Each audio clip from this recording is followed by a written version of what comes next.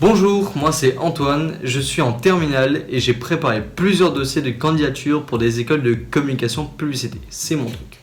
Je vais t'expliquer ici à toi et à toi quelques petits trucs pour bien réussir un dossier. Attention, c'est mon avis et je ne prétends pas tout savoir, mais bon, jusqu'ici j'ai postulé dans plusieurs écoles et vu que je suis pris, je partage.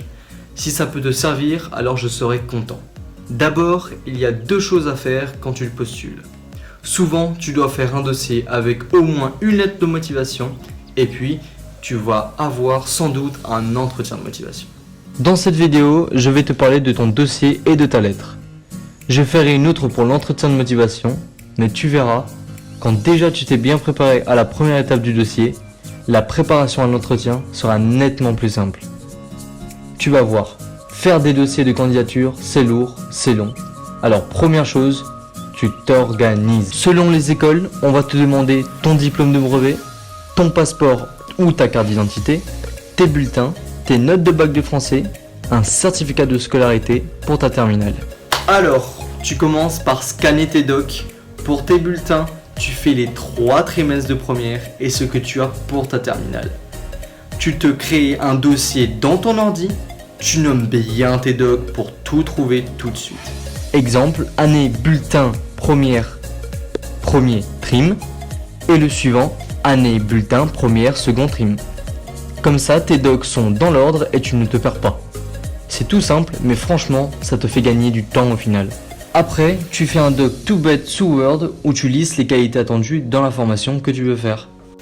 Je te prends l'exemple pour la communication et la pub. Bon, forcément, ils vont s'attendre à ce que tu sois créatif. C'est logique. Donc, tu mets créatif en titre de rubrique et tu réfléchis à un truc ou des trucs où tu as été créatif. Si tu veux faire ingénieur, tu vas plutôt noter rigueur et méthode. Et tu te trouves un exemple. Le mieux pour trouver les exemples, c'est de demander à tes parents. Normalement, ils t'aiment et surtout, ils ont plus de recul. Tu verras, ils te donneront des idées, tu notes tout et ensuite tu fais le tri. Idéalement, il faudrait que tu en aies 1 ou 2 exemples concrets à chaque fois. Tout ça, ça va te servir 2 fois. Pour ta lettre de motivation et aussi pour préparer ton entretien. Parce que ça, c'est une étape importante. Mais franchement, au niveau bac, ils ne sont pas méchants. Ils veulent juste savoir qui tu es, ce que tu as dans le ventre. Mais bon, j'en reparlerai. Donc pour la rubrique sérieux, tu peux montrer que tu vas au bout de tous tes projets. Si tu as commencé un truc mais que tu n'as pas fini, ferme-la et trouve autre chose. Tu peux prendre des exemples un peu dans tous les domaines, même le sport. Les écoles aiment les sportifs. Tu sais, le je suis dynamique et en même temps je suis discipliné. En plus, si tu fais un sport d'équipe, là, tu peux le mettre dans une rubrique esprit d'équipe. Ça aussi, les écoles aiment bien. En fait, tu fais comme pour un commentaire de texte en français. Tu expliques. C'est pas le tout de parler d'une qualité, il faut l'illustrer par un exemple. Si en français tu lisais l'auteur utilise une métaphore, mais tu oublierais de dire pourquoi il l'a faite, tu ne marques pas de points. Si tu as des preuves, style tu as fait une vidéo ou tu as publié un truc sur Instagram ou TikTok, vas-y, mets le lien.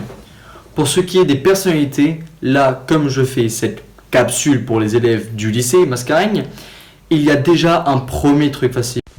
Tu parles de ton ouverture au monde grâce à ce pays multiculturel qu'est Maurice.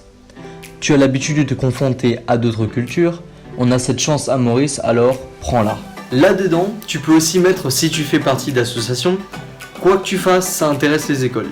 Tu fais partie du conseil civique de l'école et tu dis ce que tu fais. Tu es dans une assoce caritative ou de protection de l'environnement, ça, tout le monde. Bon, bien sûr, tu enjolives un peu, mais pas trop. Et ce que tu enjolives doit être invérifiable. Du genre, j'ai été à l'initiative d'un projet pour la protection des coraux. Ça, personne n'ira vérifier si c'est toi qui as eu l'idée.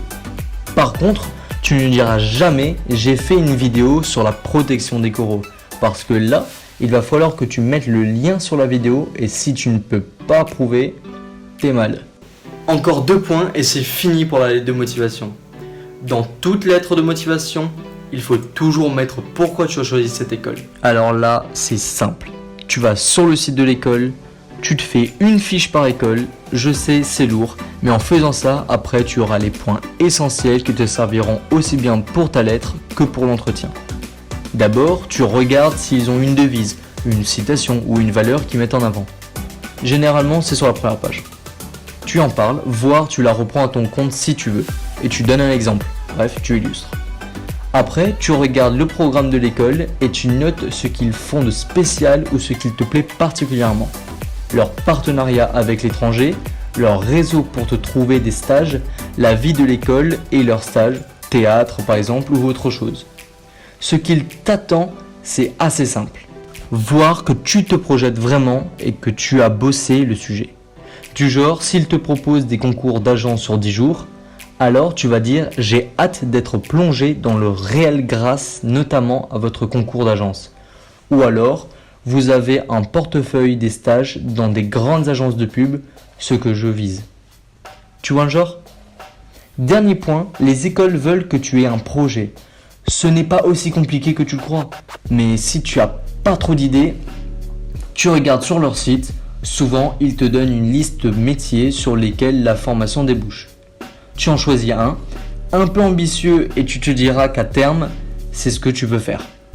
Tu regardes les qualités qu'il faudra avoir et tu trouves que tu les as car blablabla.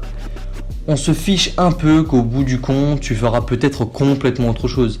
L'essentiel, c'est d'avoir quelque chose à dire pour qu'ils se disent « Ah, il a réfléchi ». Ah, et puis mon conseil, prends 2-3 termes techniques sur le boulot ou la formation qui te montrent que tu t'es intéressé de près à la chose. Que tu es déjà dedans. Par exemple, moi je parle de pitch au client, de ciblage, de prospect, de slogan. Apparemment, ça leur fait plaisir. Et tu finis ta lettre par une phrase courte qui montre ta détermination. Du genre, j'ai mûri mon projet, il passe idéalement par votre école. Ou, je suis motivé, j'en veux. Un truc de style. Donc, je résume. 1. Tu te prépares, tu rassembles tes documents officiels dans un dossier et tu te fais une fiche par école. 2. Tu te fais ta liste. En gros, c'est la liste de courses des écoles. Tu regardes ce qu'ils veulent que tu aies comme qualité et tu trouves des exemples qui correspondent à ce qu'ils attendent. N'oublie pas, ne sois pas seulement déclaratif, donne des exemples. 3. Tu justifies le choix d'école en montrant que tu te projettes. 4. L'estocade finale, la petite phrase « Je suis au taquet ». Bon, voilà. Bon courage et si j'ai un dernier petit conseil, il faut y prendre tôt car ça demande un peu de boulot. Salut!